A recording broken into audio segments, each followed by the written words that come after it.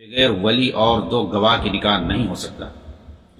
یہ بھی ان مسائل میں سے ہے جن میں اہل رائے نے اختلاف کیا، اہل رائے نے مقلدین نے اختلاف کیا ہے، جبکہ واضح نصوص پائے جاتے ہیں مسئلے میں۔ یہ لوگ جو کہ اہل رائے ہیں، مقلدین ہیں، عورت کے لیے ولی کی شرط نہیں لگاتے ہیں، جو کہ حدیث کے اندر موجود ہے، اور نہ ہی دو عادل گواہ کی شرط لگاتے ہیں۔ چنانچہ کہتے ہیں کہ اگر عورت نے نکاح کر لیا یا کسی کا نکاح کر دیا تو ان کے نزدیک دونوں صحیح ہو جائے گا، یعنی عورت ولی بن کر کے کسی کا نکاح کر دے یا وہ خود کر لے نکاح بغیر ولی کے تو پھر صحیح ہو جائے گا۔ نہ ولایت کی شرط لگاتے ہیں نہ گواہی کی، ظاہر سی بات ہے یہ صحیح اور صریح حدیثوں کے خلاف ہے۔ اللہ کے رسول نے فرمایا ایما امرأۃ نکحت بغیر اذن ولیھا فنکاحھا باطل، جس عورت نے اپنے ولی کی اجازت کے بغیر نکاح کیا تو اس کا نکاح باطل ہے۔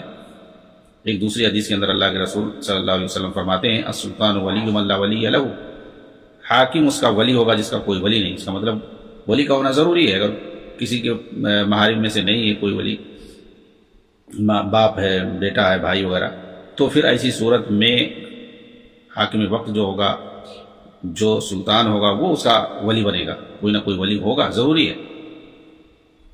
اگر ولی ہوگا تو عقد نکاح صحیح ہوگا، اگر ولی نہیں ہوگا اس کے خاص قریبی رشتہ داروں میں سے تو اس کے اسبا میں سے جو قریبی ہوگا وہ اس کا ولی ہوگا، اور اگر اس کے اسبا میں سے بھی کوئی نہیں ہے تو اس کی یہ ولایت حاکم وقت یا اس کے نائب کی طرف منتقل ہو جائے گی۔ نائب کا مطلب یعنی جیسے کوئی گورنر ہے یا کوئی اور ہے علاقے کا، کوئی سرکاری ذمہ دار ہے، جج ہے یا اور کوئی، تو وہ اس کا جو ہے ولی ہو جائے گا۔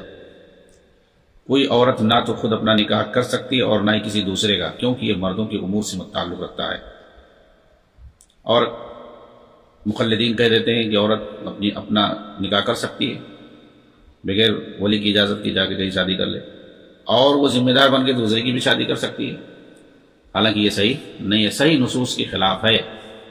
یہ مردوں کے امور سے تعلق رکھتا ہے، یہ ان کی ذمہ داری ہے، اور انہی کی خصوصیات میں سے اللہ نے اسے عزت دی ہے۔ اس کام سے اس کی مروت میں خلل آئے گا اور اس کے اقربا کے جذبات کو ٹھیس پہنچے گا۔ بہرحال نکاح صحیح نہیں ہوگا بغیر ولی اور دو عادل گواہ کے۔